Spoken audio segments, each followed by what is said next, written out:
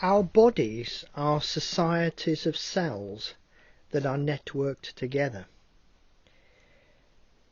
It's the ways that genomes within our cells interact with the environment around the cells that build our bodies.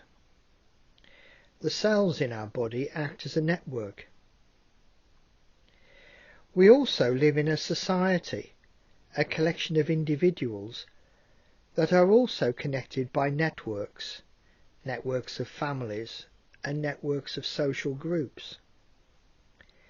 Now, for the first time in our history, we are globally connected through the World Wide Web into an electronic network, a virtual network, an alternative society. Each of these three levels interacts with the levels above and below them. It's important to understand that the knowledge about genomes can affect the way in which individuals within society think about people and society. As an example of how the different levels interact with each other, we can think about how contemporary genomics research is often published before complete peer review is undertaken on preprint servers, which are then advertised extensively on social media such as Twitter. This engages lively debate and also the politicization of the information. Distinct ideological groups such as hereditarians or interactionists emerge and collect followers behind prescribed patterns of thinking. The debate is less of an dialogic exchange of thinking and opinions and more a restatement of existing positions.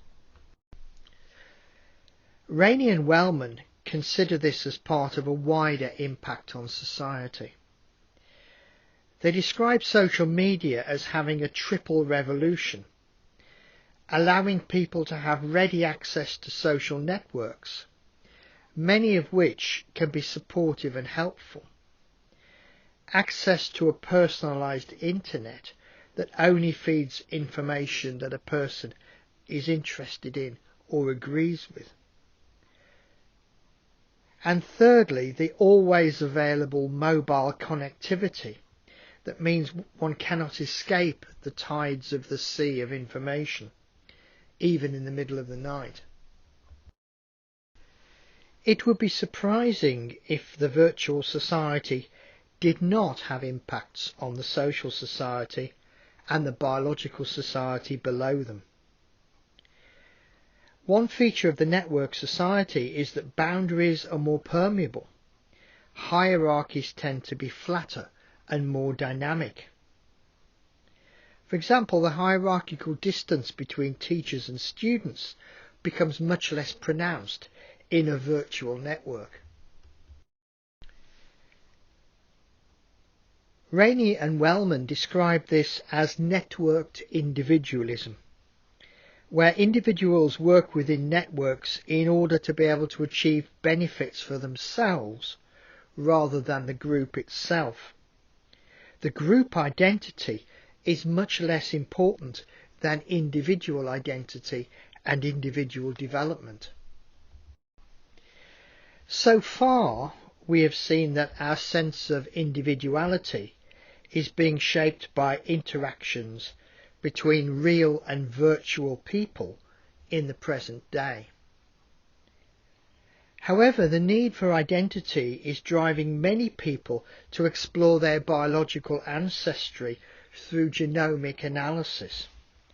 As a result of this, the rise of personalised genomic companies such as Ancestry or 23andMe has been rapid and significant. It is now becoming part of mainstream television programming in a way that was not so 5 years ago. Genomics and Ancestry is now big business.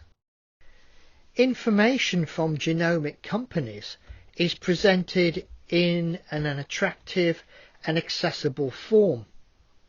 which looks authoritative.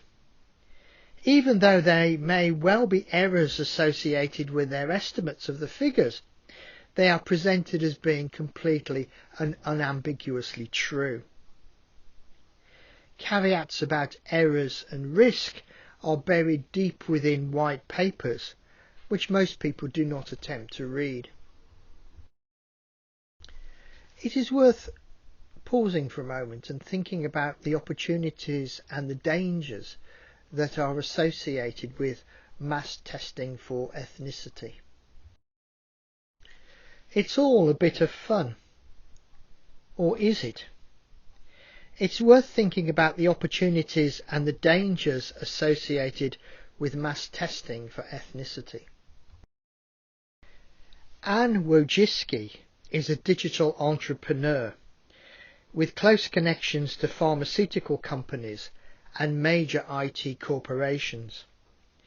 She is the founder of 23andMe. 23andMe is now cleared by the American Food and Drug Administration to investigate health conditions as well as ancestry. 23andMe has two different ways of generating revenue. Firstly, it sells genetic tests directly to the consumers. In return, consumers agree to have their genetic information stored on centralized databases. Genomic information is then sold to research groups to support their research. Some of this can be genomic research, others can be undertaken by pharmaceutical companies. The business model used by 23andMe has been described as a two-sided data banking market model. This is worth thinking about. To what extent is genetic information being treated as commercial property? And are there significant implications to this for individuals but also for society? One of the consequences of this model and the popularity of genomic companies is that it is changing social attitudes towards genetic information and also towards ethnicity.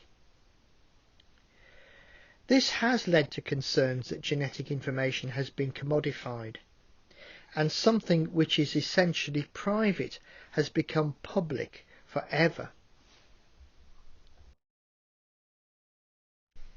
There is an emerging academic literature which proposes that we need some form of control over our data, because genomic data can be combined with commercial data collected by companies like Google and Amazon, and also financial data collected by our banks, health information collected by our doctors, law enforcement information collected by the police.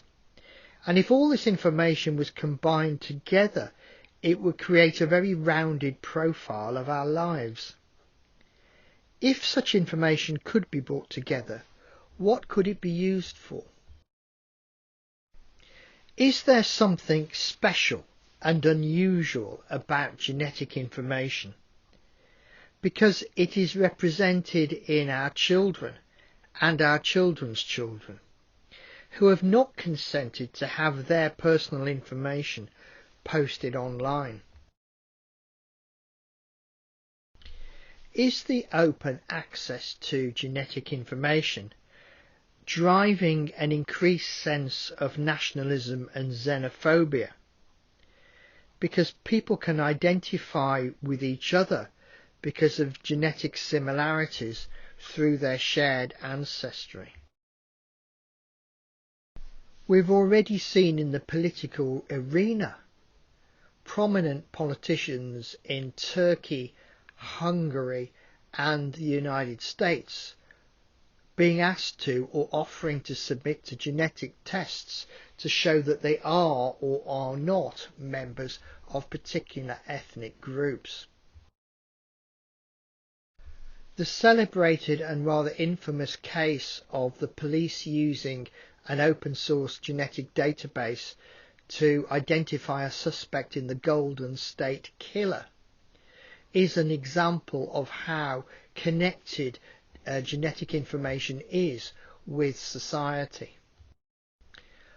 So are laws needed to protect genetic privacy, or is it simply just a matter of consumer choice?